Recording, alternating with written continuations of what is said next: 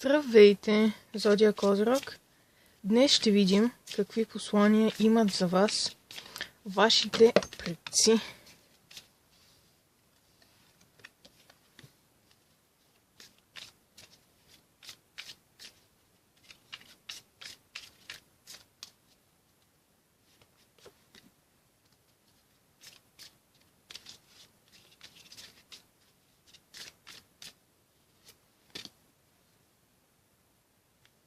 Така, първото послание е да погледнете към звездите, да погледнете по-нависоко. Има нещо, което трябва да се целите по-нависоко. Може би астрологията значи нещо за вас.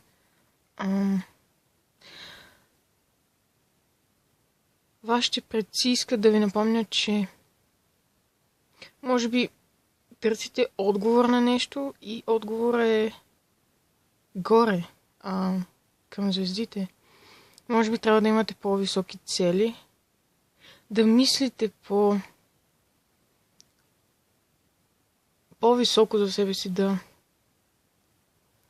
имате по-висока самооценка.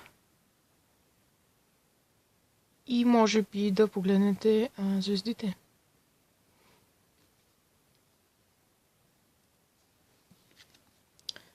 Следващата карта е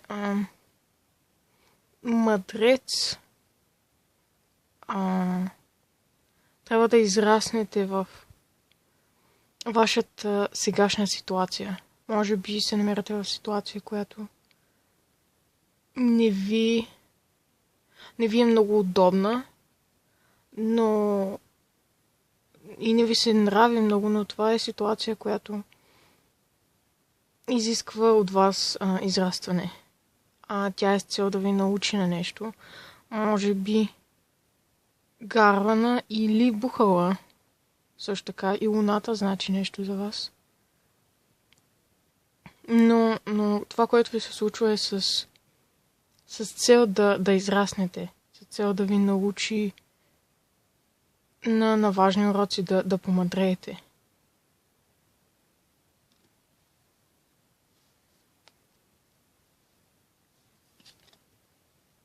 Следващата карта Войн.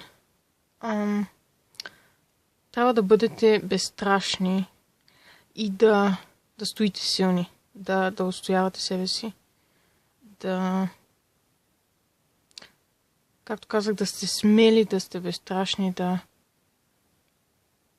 да вярвате повече в себе си, да вярвате повече в това, което можете.